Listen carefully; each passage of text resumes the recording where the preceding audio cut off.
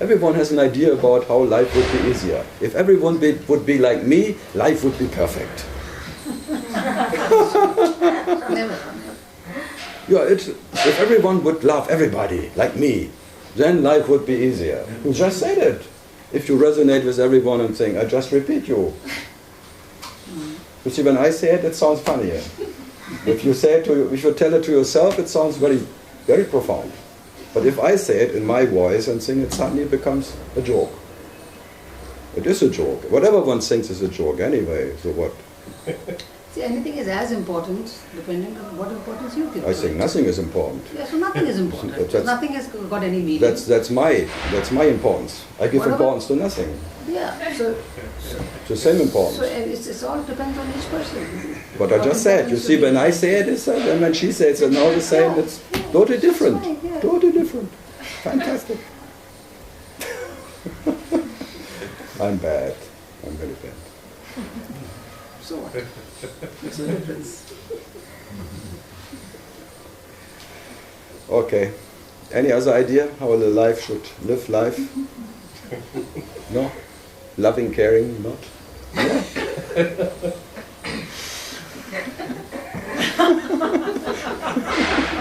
It's too late for you. Huh?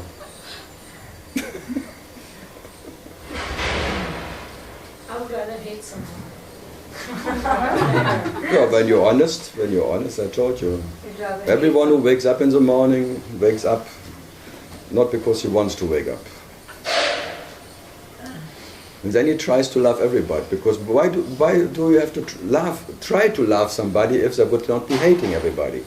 It's amazing, huh? You wake up in an unconditional hate and the whole day you try to love somebody. Even this guy who wakes up. You try the whole day to find anything good in it. You cannot find anything. Always asking for something, always demanding something, always not being in conflict there, has to pay tax and do this, and all what you don't like happens. Fuck. But you try very hard to love that bastard. And you always fail. Impossible to love this person. Then why you become a seeker, you want to get rid of the ego. You want to get rid of the ego because you love your ego? No! Imagine you would love your ego. Would there be a seeker? No, you're love sick. You want to get rid of that lover. So you wake up in unconditional hate already. And then you want to go join the unconditional love on the other side. Because you hate to exist. And then you try to meditate not to exist. Because non-existence would be better than existence. Instantly. Wow. If I would not be, I would be great. It would be great. Me without me would be far fantastic. Without me, no misery. No misery. No enemy. Because enemy is your enemy. Enemy, especially the me who wakes up in the morning is your enemy. And then you meet your other enemy, and then you try to love the enemy. You cannot even love yourself because you already hated to wake up. And then Buddha calls it a divine accident. Yeah, by accident you wake up, so now it's too late. Now you're in an unconditional hate affair with yourself. When you're in deep, deep sleep, you're in an unconditional love affair. When you wake up, in an unconditional hate affair. That's the two sides of Shiva. The loving and the hating side of Shiva. When he hates him, he tries to destroy himself. And when he loves him, there is no one to destroy anyway. Oneness separation, pam pam. And Shiva in his Shambhu state, unconditioned. And then he experiencing himself in conditioned and unconditioned. Brum. Shiva, Shiva, Shambhu. Then he sings to himself all that songs in a very bad voice. Then he hates to sing this to himself because he really doesn't like it. Shiva, Shiva, Shiva, Shambhu.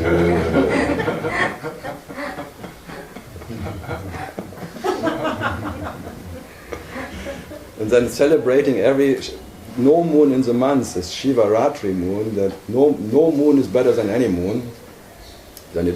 But then new moon again, and then full moon, the vampire is totally on. And then declining again, and then personal, impersonal. And then the Mahashivaratri, when Shiva Shakti marry, when they disappear together, they go home. Have a nice, good time. And then they come back, Shiva Shakti, and then they fight again. Fuck, what a relationship, huh? What a marriage. They only be in peace when both don't exist. The moment they exist, they fight. Love against hate and hate against love. Good against bad, dark against light, and blah, blah, blah. All that. Fantastic. So what to do? Amrita. I don't know. It seems like it would be better if one was indifferent to love or hate, but it's not. But then you would be different to someone else who is not different. You are then undifferent, and the others are all living in differences. So you are still special. So it's better, yes, I agree, it's better. But the question is, who needs that advantage? Yeah. That's the main question. Who needs that advantage of whatever? Who? It's always me. Yeah. And the absolute advantage is being what you are, who has no idea of disadvantage or advantage. And that is your nature. That's your natural state, not knowing what is advantage and disadvantage. But the moment you whatever this me is there, is lives from disadvantages. And he wants always have an advantage, and the advantage would be having no disadvantage. So, desiring not to desire. It's all unlimited. Wishing not to wish. Never ending story. So now it's too late. Now this body, tralala, the me is there, and the me will always live from misery. The sufferer needs suffering. He needs some reason to suffer about, otherwise he would not exist. So he takes care about the suffering. And he tries to laugh, and he knows he will fail of loving everything because he suffers, and then he's fine. Mission accomplished. Yeah, mission is accomplished. I cannot love everything. By that I suffer. Like the French, I sing for that I am.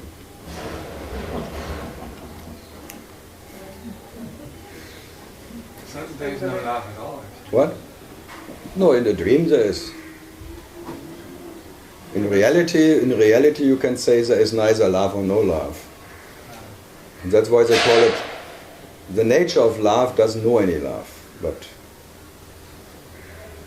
why then calling it love? I have no idea. Why calling it truth? Why calling it reality? Because reality has no name for itself. It would never call itself reality. And that what is self would never call itself self. But just for the sake of talking, you give it some whatever. The para-Brahman, the absolute dreamer, and then the absolute dreamer dreaming himself as a dreamer becomes a Brahman. And then by dreaming, realizing himself.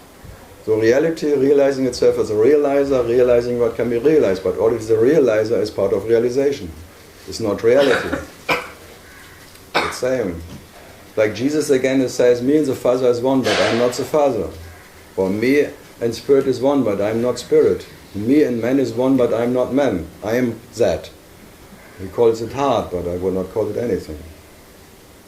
So yes, when there's a Father, I'm the Father. Yes, when there's Spirit, I'm Spirit. When there's man, I'm man, but I'm neither. But I'm not. Because in my nature, I absolutely don't know what I am and what I'm not. But if I know myself as Father, I'm Father. Awareness. When I know myself as Spirit, I'm Spirit. As space. And when I know me as man, then I'm man. But knowing myself as man doesn't make me a man. Knowing myself as Father, I'm not the Father. Knowing myself as a creator, I'm not the creator. Knowing myself as whatever is not what I am. For what I am, I cannot know that what I am. So whatever I can know, It's a projection of the mind. no, it's projection of the mind. It's just the way you realize yourself. Don't make it a mind factor. You realize yourself in all possibilities, but you're not what you realize yourself as. It's all real lies. That's why it's called realization. It's not a real truthation. They're real lies, and you realize yourself as a liar lying to yourself. You cannot otherwise as lying to yourself. It's all a lie. Truth can never be spoken. Whatever you say is a lie. Even that is a lie. Lie, lie, lie. That's why they call it Lila. Delilah! I kill everyone for Delilah. No, when Ramana or Yanni would talk, because he talks eye to eye, from self to self, it means reality talks to reality, and saying you have to realize yourself. But not that you have to realize reality. You are already what you are, and because you are reality, you have to realize yourself as whatever. But all of that, in spite of being a lie, you have to experience yourself in all the possible lies. You cannot miss one single lie, because you are the absolute liar, and you can only lie to yourself. And be happy about it that you cannot speak the truth. If the truth could be pronounced, it would be another concept, that's all.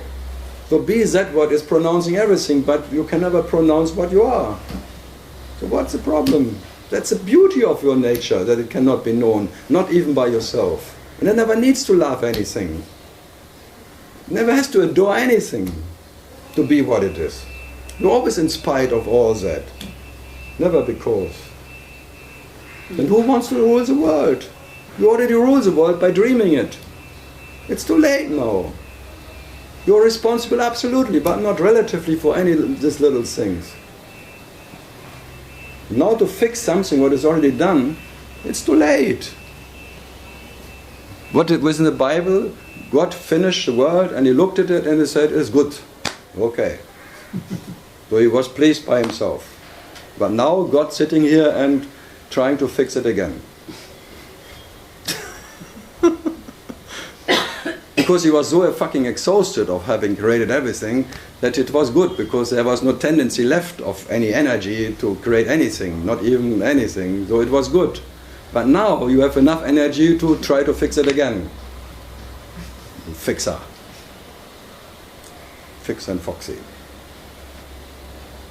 So everyone now, God became a politician who knows better than himself how to run the world. Politics. If everyone would drive as I drive, there would be no accidents anymore.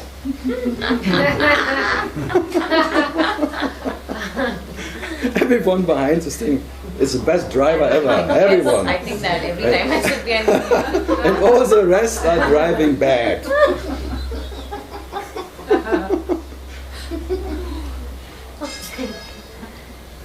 I'm so good. Everybody else is bad. I'm good and everyone else is bad.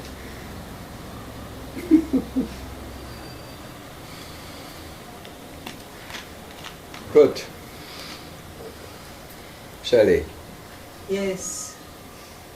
Yes. Yes.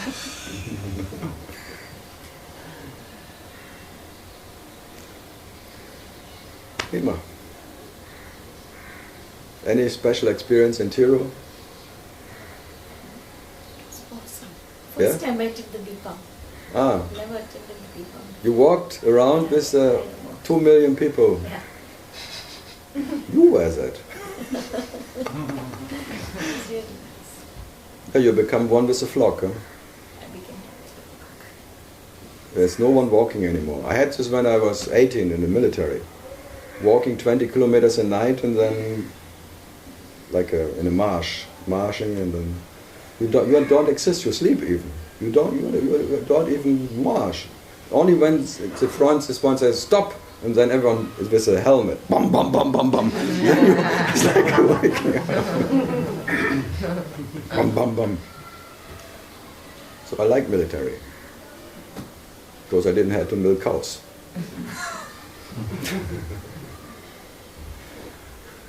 No, I was at home. I live, I think, 200 meters away from the production area.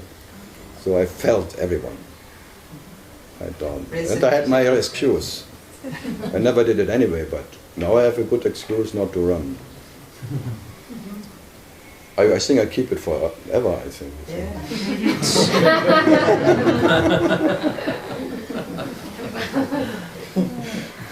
I can watch movies and television the whole day and I don't have to explain anymore.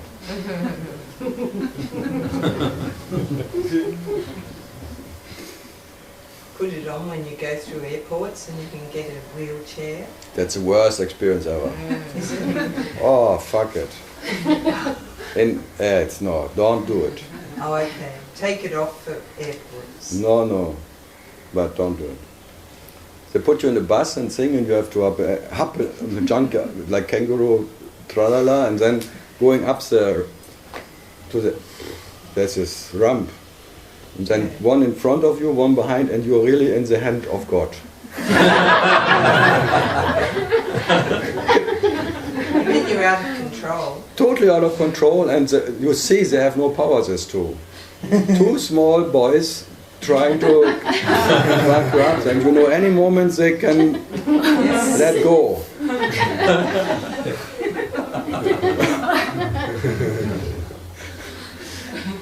Oh, but maybe it's not so bad to experience that.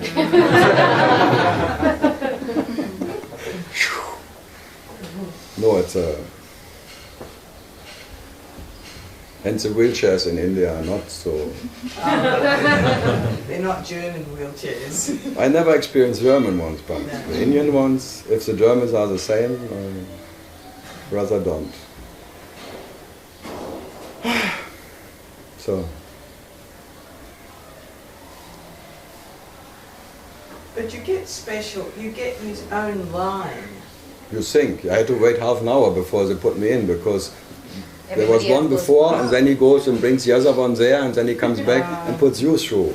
Yeah. And then he stays there and says this. What is that?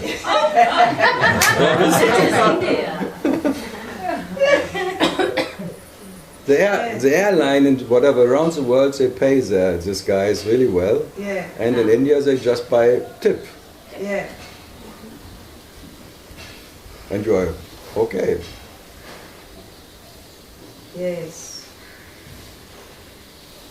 No, I like India. It's just surprising me all the time. I always think I've got it, but then it comes something else. I know what you mean. India is the best for one who thinks he can solve problems.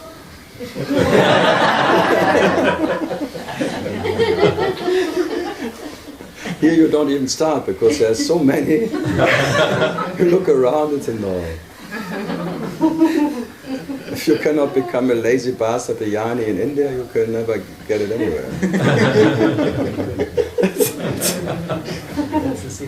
That's the secret of all the yanis in India. They give up to control anything.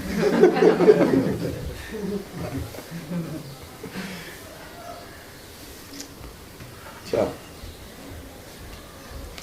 yeah, some questions from France then. Nothing. Huh?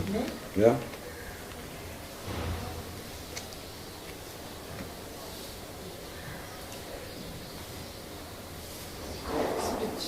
Speechless. Okay, I will say it next time too. I'm always surprised that it comes and comes and comes. It's like a verbal diarrhea, I have no control.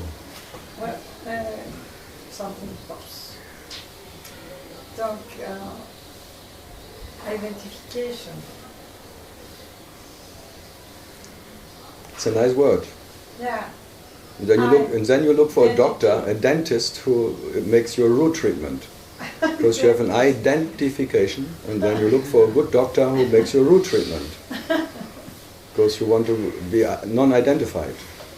You need a root treatment, but it hurts. Yeah, it hurts. Without anesthesia, Yeah. without injection. Yeah. Are you ready for that root treatment? Do we have a choice? It's not about choice. Are you ready? What? Are you ready?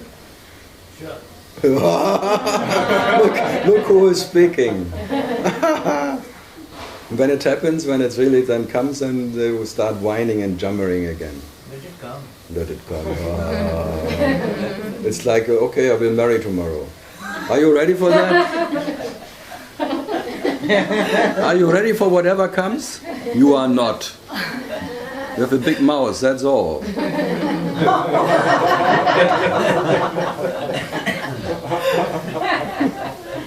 Because that's a root treatment, helplessness, and the next comes as it comes. And if you marry, you marry. And if the next girlfriend is not yet, you decide to be brahmachari or something. Now I made it. Now I'm a bachelor forever. Ha ha ha ha. Root treatment is that there is a controllessness in everything. And not one who is ready. For that you are not ready, I tell you. No one will ever be ready for that.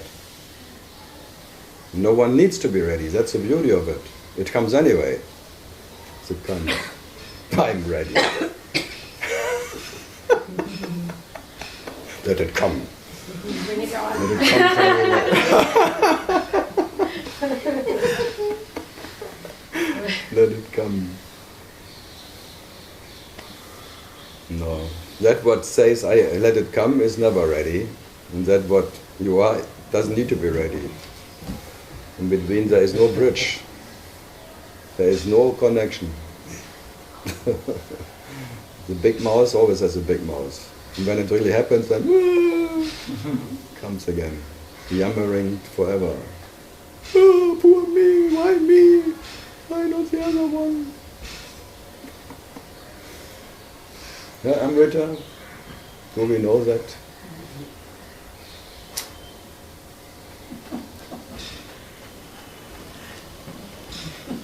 Yeah, there's always like a tolerance limit or border.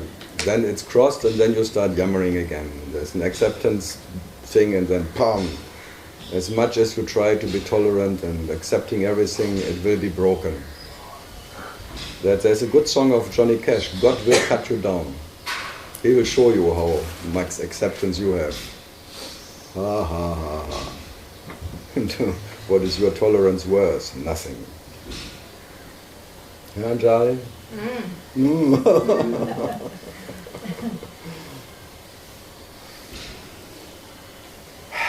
Challenge. It's like take me, take me.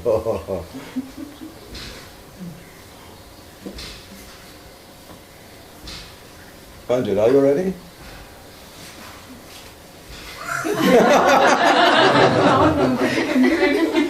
Now he knows what's coming.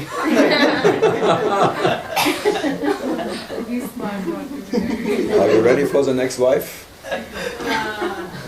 It just happens. It just happened. No.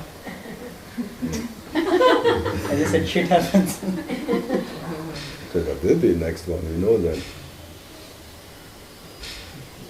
The biggest one is the one who doesn't come. It's the one you imagine all the time. Good. I tell you a story. The what? I tell you the story. You tell me a story. Just a little story. Little story, okay. So, this happenings in Paris, you know? The shooting of people and everything.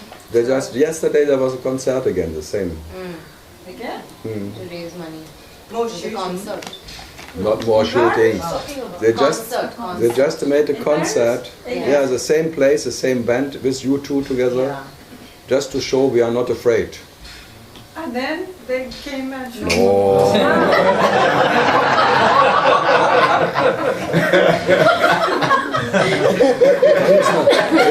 Then it's not worth anything.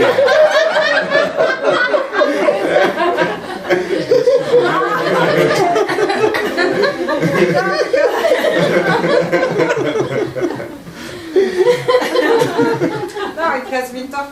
So then, of course, you feel like, oops, when you see a guy with his little hat like this and the beard like that. Not like him, but... But the Hebrew... Where's my gun?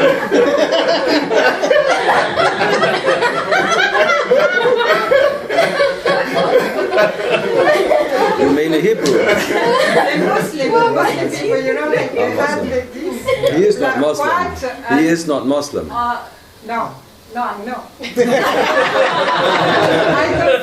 I don't feel the... And he's not a terrorist. But I say, I went into the plane and I say, I hope I am not going to sit What? next to one of those guys. And you were sitting They next would to have- it. Precisely. Yeah, come on. Precisely. If that didn't happen, then something was. That's so Amazing. normal. What airline? Jet Airways from Brussels. Jet Airways Jet from Airways. Brussels. Yeah, Jet. So But- what happened? So then a Muslim sat next to you. No, Oh, you- I sat next to him. So I arrived to the place that they. But had here in Bombay, every second person is Muslim. Yeah, but precisely that. You don't sit down anywhere here. Keep standing. Especially here on the street, this starts. Yeah. Whole Yeah. thing. Wow. But Yeah, then, the fear is quite something. Yeah, but then I met just a human being like everyone. No. Yes, yes.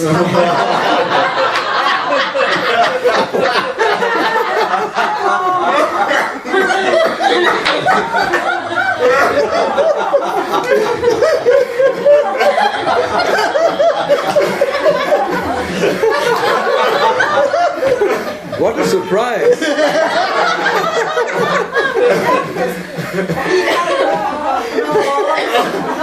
No, No, Bob. no dynamite around. Fantastic. I could arrive next to them. You would have married him right away, or?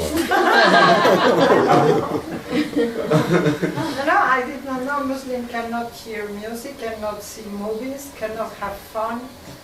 Who says so? About Mohammed? No. Never. That's what he told me. He's a fanatic. I think. It's like Buddhism. The Buddhists tell you what Buddha has said. No one knows actually. Yeah, of course. But he was saying that. But he cannot. But watch his seat didn't turn anything. But he always looked at your screen. I think he did that. I guess. They all do that secretly. They drink at home and they do things. So common. Yeah. Yeah. So what to do?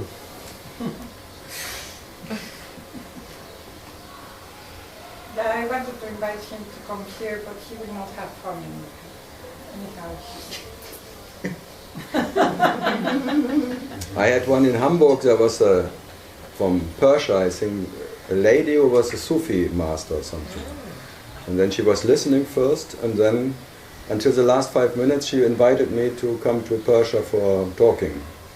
In the last 5 minutes then I think, oh, how can I avoid that? So I just told one joke, and then she really dropped it. The joke is like, in the old times, women had to go 10 meters behind the man. Like following, yeah. And nowadays they have to walk 20 meters in front of the man. Then, Huh? Yeah, because of landmines.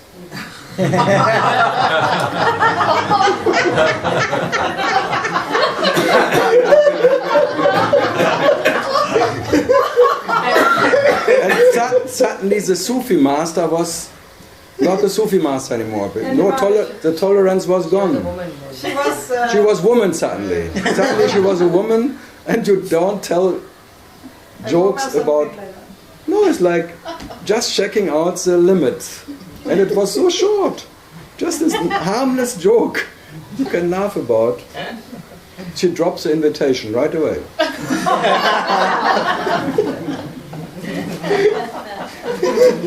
You were saved. Huh? You were saved. Yeah, Your plan worked. my plan was functioning.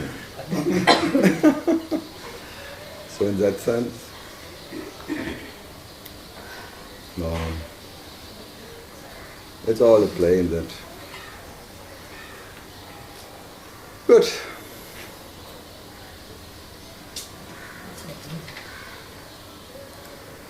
I have to leave. Okay. Thank you very much. Welcome. Nice meeting you. Okay. Have a nice.